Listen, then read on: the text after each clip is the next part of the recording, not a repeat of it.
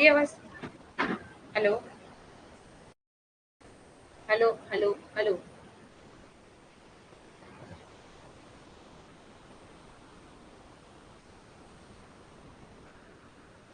Now I am audible. Yes. तो देखो, आज हमारा जो टॉपिक है ना, वो रिसर्च मेथोडोलॉजी को लेकर है, जिसके अंदर बिजनेस स्टैटिस्टिक आ जाता है, जैसे मैंने आपको कहा था, मीन मीडियन मोड के रिलेटेड। और भी कुछ है, कैलकुलेशन पार्ट है, जिसे हमें बहुत अच्छे से देखना होगा। जो भी पीएचडी करने जा रहा है, मे बी नेहा या what's her name, I forgot those who have called me, मतलब जिससे मेरी बात हुई थी। Please let me discuss that thing. ये बहुत इंपॉर्टेंट थिंग है जो आपको देखनी है। मे भी जो पेपर वन की फैकल्टी जिन्होंने ज्वाइन किया, उनके लिए डबल बोनस पॉइंट है, क्योंकि सेम टॉपिक सेम कंटेंट जो है आपको पेपर वन में भी आ जाता है। तो ये आपके लिए इजी हो जाता है कि आपके जो 8 मार्क्स, यानी पेपर वन में भी 8 मार्क्स क्लियर हो, 4 मार्क्स क्लियर हो जाएगी, 4 टू 8 मार्क्स, और यहाँ पर भी 8 मार्क्स, यानी ये इजिएस्ट वे हो जाता है। Okay, so let we start. The topic which is covered as per the syllabus of the UGC net examination paper one में, जो हमको पेपर वन के लिए टॉपिक सिलेक्ट करना है, जिसमें है meaning and types and character research का, positivism, post positivity approach of a research, experimental, descriptive, historical, qualitative, quantitative method, steps of research क्या है, thesis and article writing क्या होता है, format and style, application of a ICT in research, research ethics।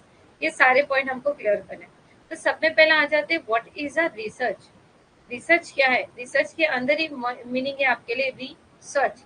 ठीक है, सबसे पहले search मतलब क्या? सर्च बार पे जाकर अगर हम सर्च करते हैं, मतलब फाउंड करना। रिसर्च, जो फाउंड किया है उसी के अंदर से और डीपली डिटेल निकालना, it is called a research. Meaning and types of characteristic of research.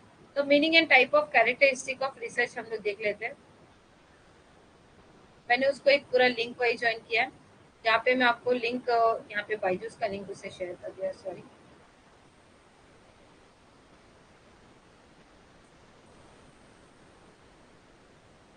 Okay, मैंने उसको स्टेप वाइज जो है यहाँ पे कवर अप किए। तो यहाँ पर आ जाते पहले। तो देखो, research is including a term research, generally the speaking the word re and search both mean to find the something.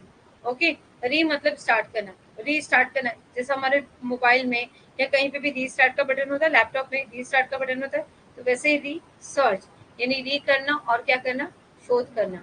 तो यहाँ पर आ जाते हैं दो शब्द विशेष रूप में, पुण्य और खोज। शब्द अनुसाधन में शामिल है। सामान्यतः शब्द पुण्य और खोज दोनों का अर्थ कुछ खोजना है। क्रेसवेल के अनुसार अनुसाधन एक विचित विषय या स्थिति के बारे में हमारी समझ का विस्तार करने के लिए, जानकारी प्राप्त करने और उसका विश्लेषण करने के लिए उपयोग की जाने वाली प्रक्रियाओं की एक प्रक्रिया है। अब यहाँ पर आ जाते हैं कैरेक्टरिस्टिक ऑफ अ रिसर्च। हाँ, यस नेहा, यहाँ पे रिलायबिलिटी देखो, consistency is what reliability means in the term of research. It make a reference how to predictive the result of an examinations are. जब हम रिलायबिलिटी यानी एक अंदाजा लगाना कि जब हम इसको ये करेंगे तो एग्जामिनेशन का रिजल्ट, जैसा भी आप है, आपकी तैयारी जैसी होगी, आपके मॉक टेस्ट से जितने क्लियर होगे, जितने एमसीक्यूज आप करोगे, उसके हिसाब से आपका क्या होगा, रिजल्ट जनरेट होगा। Accuracy, it is an unmistakable linkage or legitimacy. It is also refer how closely study technique, tools and equipment are related to the one another. Accuracy मतलब उसके अंदर punctuations आना, clarifications होना और अच्छे से काम करना। मैंने बहुत एक्यूरेट काम दिख रहा है, मेरा काम जो है बहुत एक्यूरेट दिख रहा है। एक्यूरेट दिख रहा है मतलब बहुत परफेक्शन। यहाँ पर आ जाते हैं हम, एक्यूरेट का मतलब लेंगे परफेक्शन। अनुसाधन के लक्ष्य, विशेषणीयता, नियता। अनुसाधन के संदर्भ में नित्रंता का मतलब है विशेषणीयता।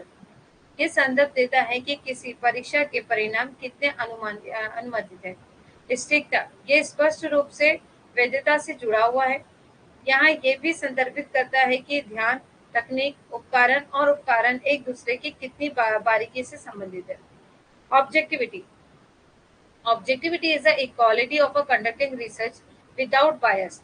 Typically, scientists steer clear of the possibility that their own character, behavior, and attitude might not have an impact on the result. To prevent bias, they critically evaluate the research methodology. उन्होंने क्या किया, एक objectivity बना दी है कि एक scientific है, हमारा मतलब शोध क्या करना, हमारा मतलब क्या है कि शोध करना। शोध करना मतलब खोज करना। खोज किस बारे में करना, डीपली, कि उसका इम्पैक्ट क्या, उसका बिहेवियर क्या, उसका कैरेक्टर क्या, उस चीज में जाकर उसको ध्यान से पढ़ना। Creditability, it is achieve by the using a greatest data sources investigation methodology. मतलब एक एक को क्रेडिट प्रोवाइड करना है। आजकल हमारे जो रिजल्ट है उसके अंदर भी हमें क्रेडिट नजर आता है, तो it is called a creditability.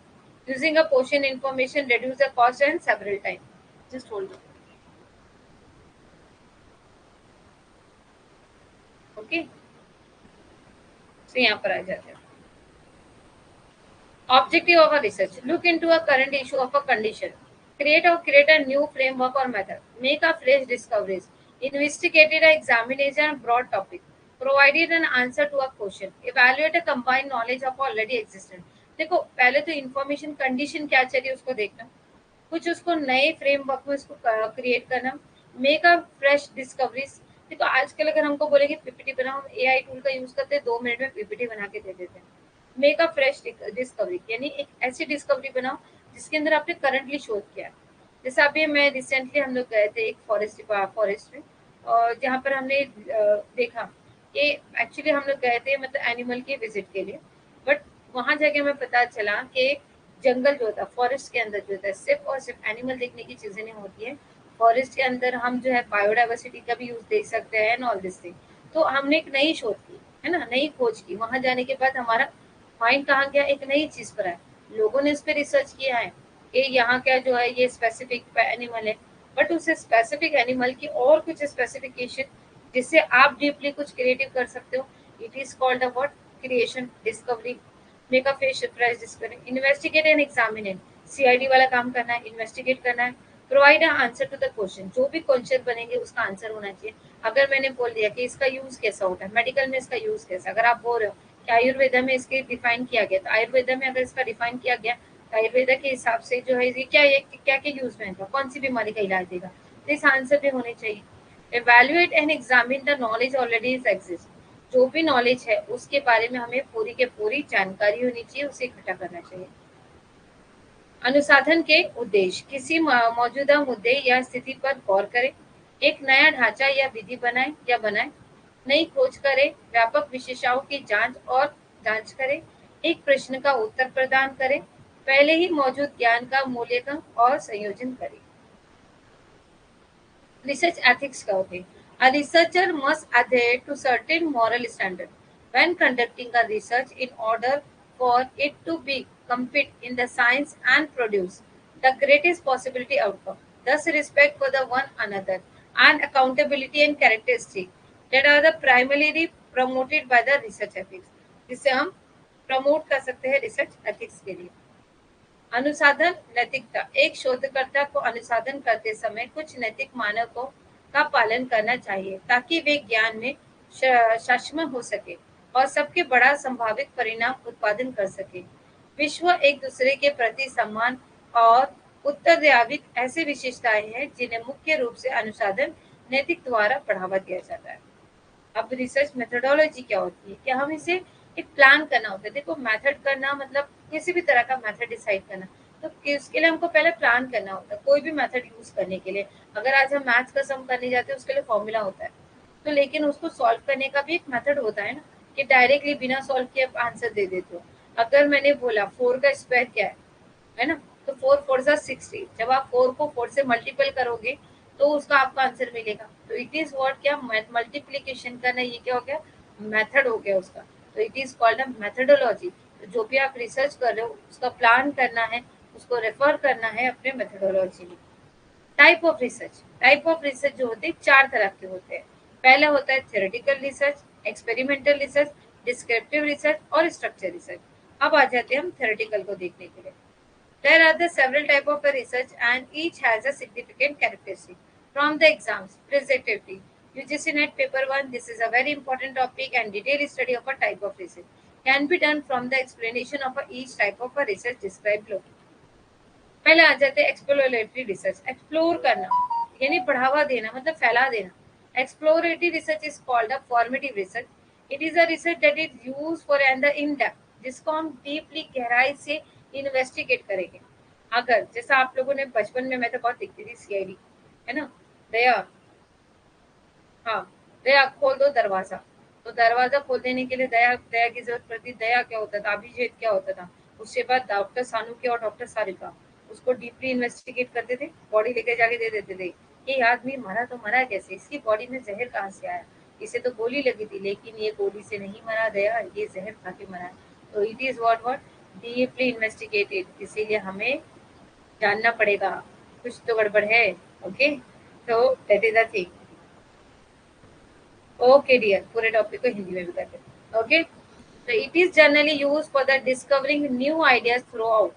As the name suggests, an exploratory research. This is the research of exploration. कुछ तो भी ना एक्सप्लोर करना। देखिए चंद्रयान 1 था, चंद्रयान 2 था, चंद्रयान 3 सक्सेसफुल हुआ। तो 1 के अंदर क्या प्रॉब्लम आई, 2 के अंदर क्या प्रॉब्लम आई, रिसर्चर ने बैठ के रिसर्च किया और कुछ नए आइडिया लगाए, कुछ नया एक्सप्लोरेशन किया और उसे भेज दिया। It should be the accommodating and flexible to study the different dimension of a research problem. यहाँ पर हम accommodation करते हैं, flexible करते हैं to study the different dimension of research. यहाँ पे दूसरे research के problems क्या है वो भी हमें check करना होता था। इसका हिंदी में है, बेटा बता रही हूँ। There are the few methods of conducting exploratory research such as survey method, availability literature, insightful simultaneation, experience survey. देखो यहाँ पर हम सर्वे के हिसाब से एक्सपेरिमेंटल के लिए यानी नॉलेज एनहेंस करने के लिए हम जानने के लिए देख सकते हैं कि कितने लोगों को इस बारे में पता है, कितने लोगों को नहीं पता है, कितने लोग इसके बारे में जानने में इंटरेस्ट रखते हैं, नहीं रखते हैं। तो यहाँ पर आता है पर्क शोध। अन्वेषात्मक शोध को रचनात्मक शोध भी कहा जाता है। ये एक शोध है जिसका उपयोग किसी विषय की गहन या वस्तु जान के लिए किया जाता है। ये आमतौर पर नए विचारों या विचारों की खोज के लिए प्रयोग किया जाता है। जैसा कि नाम से पता चलता है, खोजपूर्ण शोध अन्वेषण के लिए एक शोध है। शोध समस्या के विभिन्न आयामों का अध्ययन करने के लिए ये अनुकूल और लचीला होना चाहिए। खोजपूर्ण अनुसंधान करने के लिए कुछ विधियां हैं, जैसे उपलब्ध साहित्य की सर्वेक्षण विधि, वैवाहिक उत्तेजना और अनुभव सर्वेक्षण। Descriptive research. Descriptive research is used to describe the characteristic or a particular individual or a group. Okay?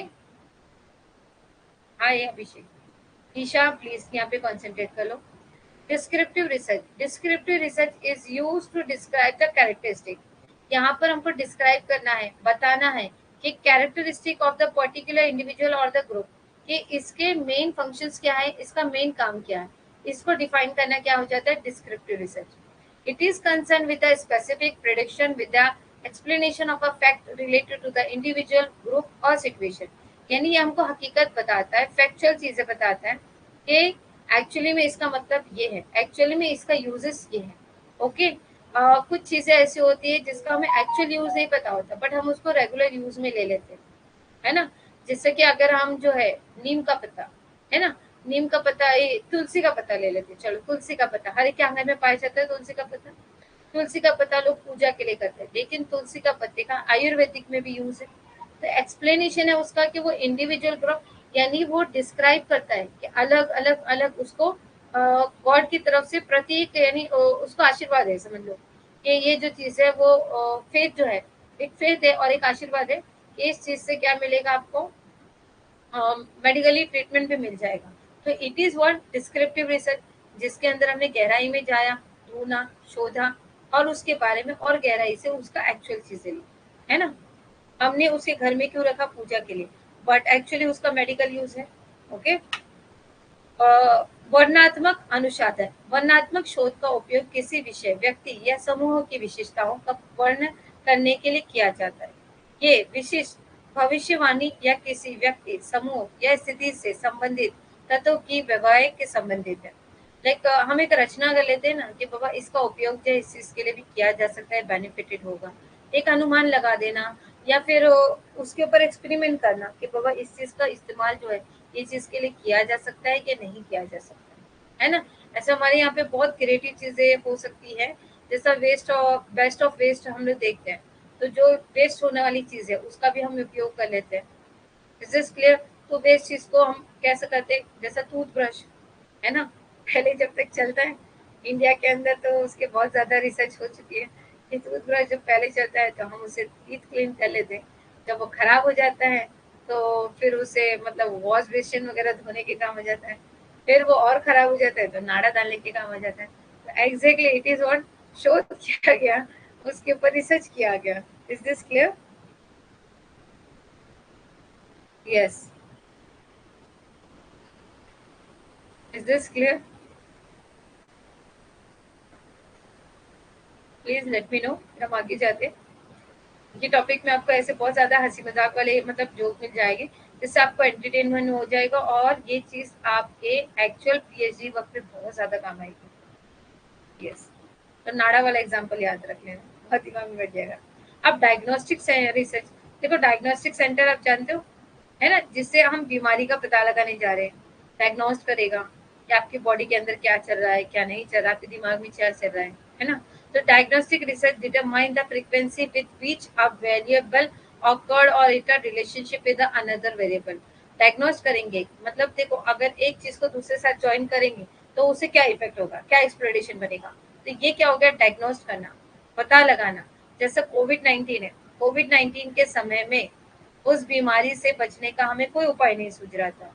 कुछ चीजें ऐसी थी आयुर्वेदा के हिसाब से, जो काढ़ा जिसे हम सर्दियों में इस्तेमाल करते थे, उस चीज ने डायग्नोस्ट किया गया कि उससे कोरोना वायरस के जो जर्म्स है, जो वायरस है, उसके सिम्टम्स क्या हो जाएंगे, कम हो जाएंगे। तो exactly this kind of a diagnostic research it is called a what, diagnostic research. Is this clear? Diagnostic research एक नैदानिक शोध और उस आवृत्ति की निर्धारित करता है जिसके साथ एक चर होते हैं या किसी अन्य चर के साथ इसका संबंध होता है। ये समझने के लिए एक शोध है कि कई घटना क्यों और किस हद तक हो रही है, इसके घटित होने के कारण क्या है। Deductive research. This research is also termed as a top-down approach or a general to specific approach. Deductive, कुछ चीजें कम करना. This type of research generally started with the setting up of a hypothesis and are tested with the help of the available information. Then a specific conclusion drawn from it. हम क्या करते हैं, hypothesis बनाते हैं। अब आप लोग पूछोगे हाइपोथेसिस क्या, इनमें से आप लोगों में से कितने लोगों को पता है कि हाइपोथेसिस क्या होता है? कोई मुझे बता सकता है हाइपोथेसिस का मतलब क्या है? Please let me know first.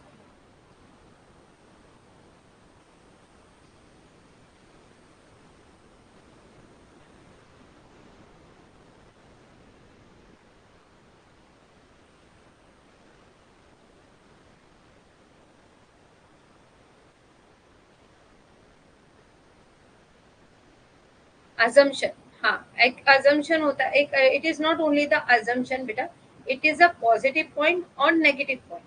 देखो हर पहलू के, हर सिक्के के दो रूप होते हैं, है ना। एक खोटा सिक्का होता है और एक सिक्का जिसे हम यूज कर रहे हैं। तो उसके कहीं ना कहीं किसी के लाइफ में पॉजिटिव इम्पैक्ट देते हैं, किसी की लाइफ में नेगेटिव इम्पैक्ट देते हैं।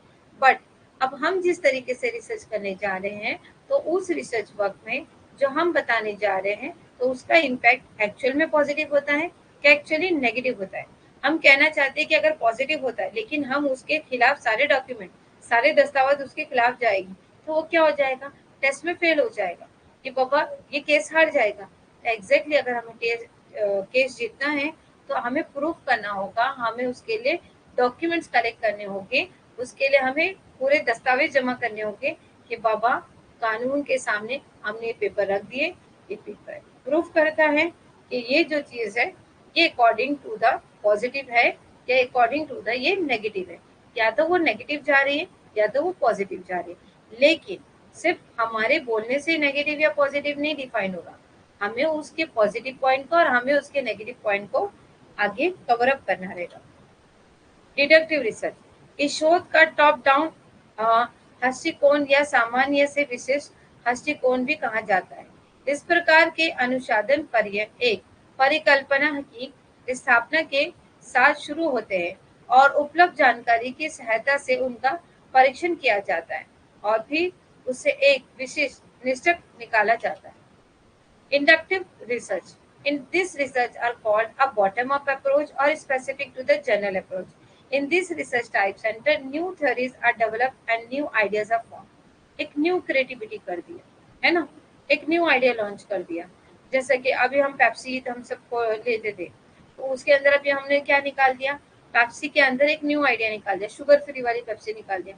लोगों को पेप्सी ड्रिंक पसंद है, पेप्सी नाम माइंड में हो गया, लेकिन मैं अब डाइट कॉन्शियस हूँ या मैं अभी डायबिटिक पर्सन हूँ, तो अगर मुझे उस चीज को डायग्नोज करना है या फिर अगर उसे छोड़ना नहीं है, तो उससे कुछ और चीजें यूनिक करनी है, तो हमने उसको चेंज करना है, तो न्यू आइडिया लगाने, न्यू कंसेप्ट आने।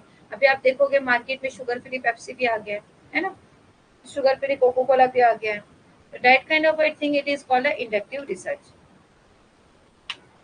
स्ट्रक्चर रिसर्च यानी पहले से प्री प्लान कर दिया गया है कि इस तरह से करना है, जैसे बिल्डिंग का ढांचा, पहले हम मैप पे डिजाइन बना लेते और उसको एक्सक्लूड करना, it is called a structure design. Everything in the research is already pre plan and pre determined in advance. The objective, design, sample, question are also structured. This type of research is generally used in the quantitative research. इससे हम क्या कहेंगे, quantitative research. In this structure research, everything in research is ready, pre-planned यहाँ गया। Unstructured यानी कोई plan नहीं किया, बस चल पड़े हैं हम, हाथ में झोला उठाए, मंजिल मिले या ना मिले किस्मत की बात है। ये शायरी बन गई, मैंने सोचा नहीं था। ओके ओके, चाहे तो लिख लो, चाहे तो उसे जाने दो। Is this clear? Please let me no.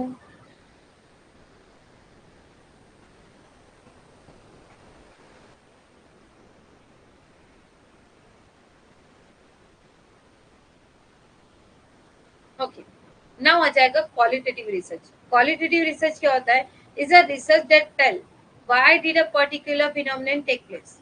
ये क्यों हुआ, यहाँ पर ये क्यों आया।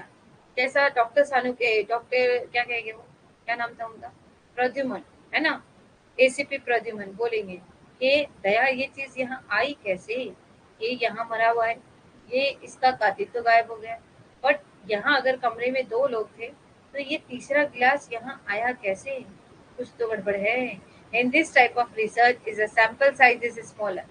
This research is descriptive in nature and tell the nature of a phenomenon. This research is inductive in the nature which mean it goes from the specific to general. देखो यहाँ पर जो है ना एरिया, जब हमको स्टडी करना है, सैंपल साइज जो होती है ना स्मॉलेस्ट होती है। सैंपल साइज अगर स्मॉलेस्ट होगी ना, तो कैसा होगा कि हम डायरेक्टली उसके अंदर हमको डाउट मिल जाएंगे। एग्जाम्पल के लिए बताती हूँ, जब हम सीआईडी देखते हैं, तब हमें खुद को नहीं पता चलता कि यार एक्चुअली कातिल कौन है, हम देखते रहते हैं। ऐसे उसमें ट्रायलर भी बताता रहता है कि ये देखो जो आंखें घुमा रहे हैं ना, वही कातिल निकलेगा, हिंट दे देता है, लेकिन फिर भी हमारा ध्यान उस पर नहीं जाता। हम डॉक्टर एसीपी के, मतलब सॉरी डॉक्टर ही मुंह में आ रहा है, एसीपी प्रद्युमन के केस सॉल्व करने में बिजी रहते हैं। एग्जैक्टली, क्यों? The area of the study is about small, वहां पर वो एरिया ब्रॉड करके दिखाते हैं। अभी अगर हम लोग, अगर जो पता है आप लोग को एक पजल आता है, find the 5 mistake from here and there, find the 2 mistakes from here and there, तो उसको फाउंड करना क्या हो जाता है, इजी। क्यों? क्योंकि उसमें सैंपल साइज क्या दी हुई है, स्मॉल दी हुई है, यानी उसमें ढूंढने के लिए आपको एरिया क्या दिया है, बहुत स्मॉल दिया है। तो आप आधे घंटे में क्या 15 मिनट के अंदर उसके अंदर से 5 जो है सॉल्व कर लोगे पजल। तो it is called about qualitative research. Is this clear? गुणात्मक शोध वह शोध है जो बताता है कि कोई विशेष घटना क्यों घटती हुई। इस प्रकार के अनुसाधन में प्रतिशतता का आकार छोटा होता है। ये शोध प्रकृति में वर्णनात्मक है और घटना की प्रकृति को बताता है। ये शोध प्रकृति में आगमनात्मक है, जिसका अर्थ है कि ये विशिष्ट से सामान्य तक जाता है। अच्छा, वो डॉक्टर भी है, मुझे नहीं पता था इसीलिए। चलो, मेरे बार बार मुंह में डॉक्टर प्रद्युमन ऐसा आ रहा था। एक्चुअली डॉक्टर सानू के रहते हैं और एसीपी प्रद्युमन रहता है, तो कंफ्यूजन हो गया। चलो आ जाते हैं। Quantitative research, quantitative research is a deductive in the nature and deal with the large sample size. जैसे मैंने अभी बताया, दया यहाँ पे दो लोग नहीं थे, यहाँ तीसरा भी कोई आया था, यहाँ तीसरा क्लास पड़ा है, इसके फिंगरप्रिंट जब यहाँ है तो यहाँ भी होने चाहिए। फिर वो एक कमरे से दूसरे कमरे, दूसरे कमरे से बाहर, बाहर से बाइक लेकर घूम रहे हैं, ढूंढ रहे हैं, ये सबूत पे ढूंढ रहे, वो सबूत में ढूंढ रहे। तो जो सबूत ढूंढने पड़ रहे हैं, जहाँ हमको चारों तरफ ढूंढना पड़ता है, it is called what, quantitative research. यानी हमारे लिए साइज ऑफ सैंपल, यानी जहाँ पर हमें ढूंढना है, जिसके अंदर से प्रूफ निकालना है, वो साइज क्या हमारा बहुत ज्यादा है, तो it is called the quantitative research. मात्रात्मक अनुसाधन, मात्रात्मक अनुसाधन प्रकृति में कोटितात्मक है और बड़े नमूनाकार से संबंधित है। ये संख्याओं से संबंधित है और इस घटना को संख्याओं में ही दर्शाता है। ये कितने या कितने का उत्तर देता है। Conceptual research is based on the theoretical approach and it is related to the some abstract ideas or theories. यहाँ पर हम क्या करते हैं कि हम कुछ डिटेल ले लेते हैं। कंसेप्चुअल रिसर्च यानी पॉइंट उठा लिया, जैसे मैंने आपको बता दिया डिजिटल मार्केटिंग ले लो, तो डिजिटल मार्केटिंग जब हमने उठा लिया तो ये एक आइडिया बन गया, theoretical हो गया. It is used by the thinker and philosopher to develop a new concept of a reinterpretation. वैचारिक अनुसाधन से संशोधित दृष्टिकोण और आधारित है और कुछ अमूर्त विचारों या सिद्धांतों से संबंधित है। इसका उपयोग विचारकों और दर्शनार्थकों को द्वारा नई अवधारणाओं और विकसित करने का पुण्य खया के लिए किया जाता है। एम्पेरिकल रिसर्च क्या कहता है? It is mean based on the experience and so empirical research जैसे इन्हें एक्सपीरियंस हो जाता है कि बाबा देखते के साथ ही पता चल जाता है कि ये आदमी झूठ बोल रहा है या सच। पुलिस वाले, यहाँ पे मैंने नाम दे दिया एम्पेरिकल रिसर्च को पुलिस वाला। अगर आप जो है पुलिस वाले से कभी झूठ नहीं बोल सकते, पुलिस वाला आपका चेहरा पढ़ लेता है, ठीक है, अंतर्यामी होता है, उसे पता चल जाता है कि ये चोर है या ये सच में जेन्युइन पर्सन है। An experimental approach is used by the researchers to formulate a working hypothesis. Empirical research कैसा हो जाता है, हमें ढूंढने में आसानी होती है जो हमारे हाइपोथेसिस होते हैं। एक्सपेरिमेंटल अप्रोच जो होता है उसको हम उठाते हैं, अनुभव करते हैं और उसके हिसाब से हम हाइपोथेसिस को बता देते हैं कि yes it is a right, जो आप कह रहे थे वो राइट है, उन्हीं यही है। इनोवेटिव रिसर्च, कुछ नया चूज कर लेना, हाँ, कुछ नया क्रिएट कर लेना टेक्नोलॉजी आइडिया से, इंक्रीमेंट कर देना यानी उसके अंदर इम्प्रूवमेंट लेकर आ जाना। Research done by the company to improve the product, कुछ इम्प्रूवमेंट इंक्रीमेंट कर देना चाहिए, जैसे कि वेजेस जो मजदूर है उनकी पगार बढ़ा दो, वो और अच्छे से काम करेंगे। प्रोडक्ट के अंदर कलर चेंज कर दो, प्रोडक्ट अट्रैक्टिव बन जाएगा। प्रोडक्ट के अंदर अगर नहीं बिक रहा है तो कुछ कॉम्प्लीमेंट्री आइटम गिफ्ट कर दो। तो इंक्रीमेंट रिसर्च करना यानी रिसर्च करना कि पब्लिक की डिमांड क्या है, वो क्या इंक्रीमेंट चाहती है हमारे प्रोडक्ट से, क्या उम्मीदें रखती है, क्या आशाएं रखती है। It is called incremental research. तो ये क्या हो गया, अनुभव अनुसाधन और प्रतिशाली अनुसाधन। Ex post facto research. Ex post facto research is take place after the phenomenon has occurred without any interference from the research side. यानी एक्स पोस्ट फैक्टर यानी research side की तरफ से कोई इंटरफेरेंस नहीं हो रहा। This type of research take place after the phenomenon, जो कंडीशन हो गई ऑकर विदाउट एनी इंटरफेरेंस, यानी हमने इसको छोड़ दिया था रखने के लिए। अभी जैसे चंद्रयान 3 चला गया, छोड़ दिया उसे, अब वो लेकर आएगा कलेक्शन ऑफ इंफॉर्मेशन, तो उसे हम क्या कहेंगे, x post factor effect. Historical research जैसे कि किसी प्लेस पर जाना, उसको देखना, उसको जानना, उसके बारे में डीपली करना कि पहले के लोग कैसे रहते थे, कैसे खाते थे, किस तरह से उनका सोर्सेस ऑफ इनकम होता था, किस तरह से उनकी लाइफ स्टाइल होती थी। तो ये क्या हो गया, historical research. Meaning of research and methodology, it is basically how the researchers intend to conduct a research. It is a systematically कि हमको रिसर्च में करना क्या। पहला क्वेश्चंस बनेंगे, जैसा होता है ना WH टाइप क्वेश्चन। मैम साथ ही PDF नोट्स अपलोड कर दिया करें, नोट्स रेडी करके पढ़ने में ज़्यादा मज़ा आता है, वरना क्लास रिवाइंड करना होता है। ओके ओके रंजना, कोई इशू नहीं है, मैं आज के नोट्स आपको अपलोड ही कर दूंगी, ठीक है। The following question are the answered by the research methodology के what data collected, whom to be collected, कहाँ से करना है, क्यों करना है, कैसे करना है, किस लिए करना है, कब करना है। ये देखो, क्या करना है, क्यों करना है, कब करना है, कैसे करना है, किस लिए करना है, ये क्वेश्चन हो गए। तो इन क्वेश्चन को, सवालों के जवाबत को क्या कहेंगे, मेथोडोलॉजी। अनुसाधन पद्धति का अर्थ, अनुसाधन पद्धति मूल रूप से एक शोधकर्ता का एक शोध करने का इरादा रखता है। ये किसी समस्या को हल करने का एक व्यावसायिक और तार्किक तरीका है। ये दर्शाता है कि क्या डेटा एकत्र किया जा रहा है, कहाँ है, कैसे एकत्र किया जाता है और इसका विश्लेषण कैसे किया जाता है। अनुसाधन पद्धति द्वारा निम्नलिखित प्रश्नों का उत्तर दिया जाता है। कौन सा डेटा एकत्र करना है, किसके वसूल करें, डेटा कैसे एकत्र किया जाता है, डेटा का विश्लेषण कैसे करें। Is this clear? आज के लिए मैं सोच रही हूँ इतना ही कराऊं। क्या कहते हो दोस्तों? आप बता दो। Happy?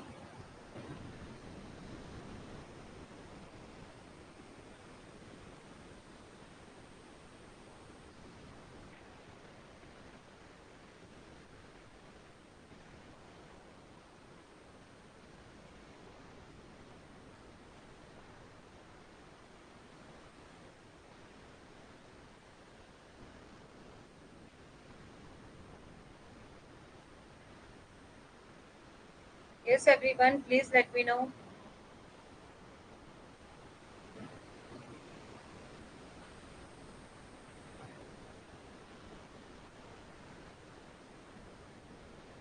Ranjana ma'am extra class भी कीजिए।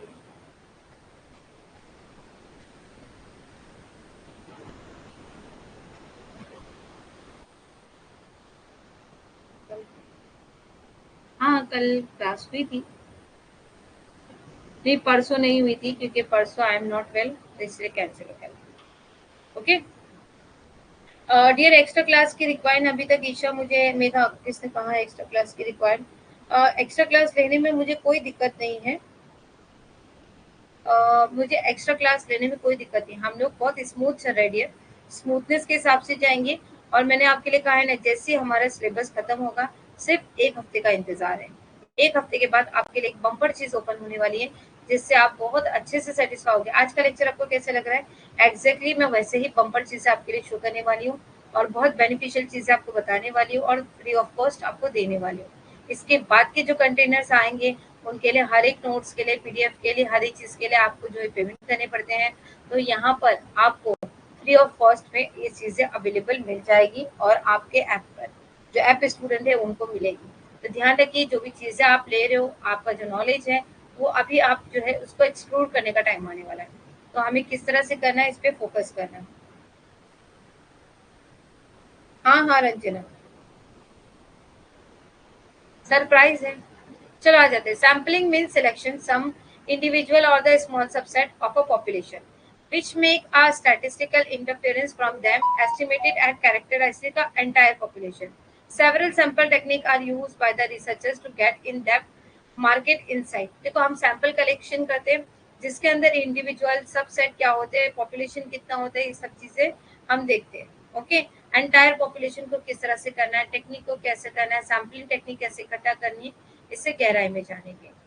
नमूनाकरण का अर्थ है कुछ व्यक्तियों या जनसंख्याओं के एक छोटे उपसमुच्चय का चयन करना, जो उनसे सांख्यिकीय निष्कर्ष निकलता है और संपूर्ण जनसंख्या की विशेषताओं का अनुमान लगाता है।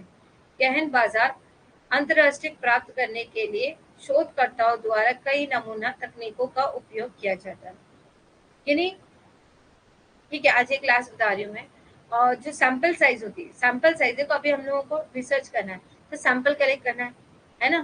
तो हम क्या करेंगे, जा जाके घर पे बोलेंगे कि ब्लड दो, ब्लड दो, ब्लड दो। हम लोग क्या करते हैं, एक अंदाजा लगाते हैं पॉपुलेशन कितना है। जैसे अभी मैंने क्लास में अंदाजा लगाया कि हमारे क्लास में मैक्सिमम 10 लोग हैं। ओके, हमारे ऑनलाइन क्लास के अंदर कॉमर्स के लिए मैक्सिमम 10 लोग हैं। अब 10 लोगों में कितने लोग नोट्स प्रिफर करते, कितने लोग नहीं करते, कितने लोग लेक्चर में आते, कितने लोग लेक्चर में नहीं आते, कितने लोग को समझ में आता है, कितने लोगों को नहीं समझ में आता है, कितने लोग का आईक्यू लेवल क्लियर है, कितने लोगों का आईक्यू लेवल क्लियर नहीं है। तो इन सब तरीकों को जानने के लिए इसे हम कहते हैं, ये जो कलेक्शन ऑफ डाटा करना, इसे हम कहते हैं सैम्पलिंग। तो जिसमें से हम जो है पूरे के पूरे 10 लोगों को नहीं उठाते, रैंडमली उठाते। जैसे हर एक क्लास है, जैसे कि समझ लो 10 सब्जेक्ट है, कॉमर्स ले लो, इकोनॉमिक्स ले लो, और मार्केट मैनेजमेंट ले लो। उसके बाद दूसरा कौन सा सब्जेक्ट आ जाता है हमारे लिए, एजुकेशन ले लो। ओके, ऐसे ही समझो 5-6 जो है सब्जेक्ट है। अब इन सब में हर क्लास में 10-10 लोग हैं, तो हर क्लास में से 10-10 को तो नहीं लेंगे। इसमें से 5 लोगों को, 5 लोगों का डाटा कलेक्ट करेंगे, इसमें से 3 का करेंगे, इसमें से 5 का करेंगे, इसमें से 8 का करेंगे, इसमें से 10 का करेंगे। तो यहाँ पर हमें जानकारी ओवरऑल ग्रुप की मिल जाएगी। फिर हमें पता चल जाएगी कि कितनी क्लास का प्रोग्रेस ऊपर जा रहा है, कितना नीचे जा रहा है। तो ये सब चीजें हमें एक्सेल डेटा में फिल करके हमें फाउंड होती है। तो ये होता है सैम्पलिंग साइज, तो ये होता है कैलकुलेशन।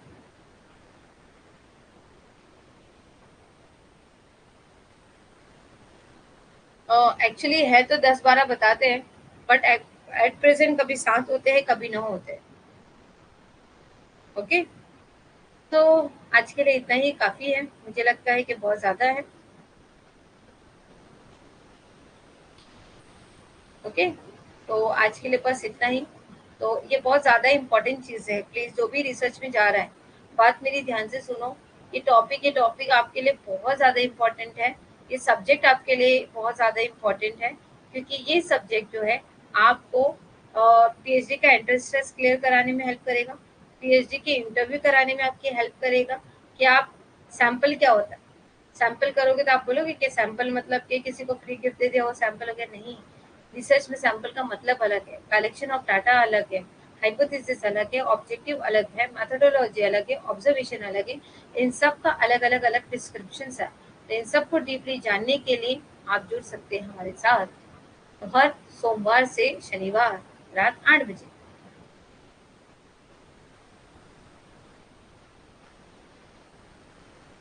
ओके डियर, ठीक है। तो चलो, आज के लिए बाय बाय, टेक केयर, अल्लाह हाफिज। और मैं इंशाल्लाह आप लोग को अभी नोट अपलोड कर देती हूँ ये वाला। सो इंशाल्लाह ये वाला टॉपिक अगर आपका क्लियर हो जाता है तो maybe it is a most helpful to you. और best of luck for examination. Any kind of a help from my side, I will surely surely surely help you. आपको किसी भी तरह की किसी भी मदद सहायता की ज़रूरत हो रिलेटेड टू द स्टडीज, आप मुझे मेरे मेल आईडी पे मेल कर सकते हो। Okay, take care everyone, bye bye.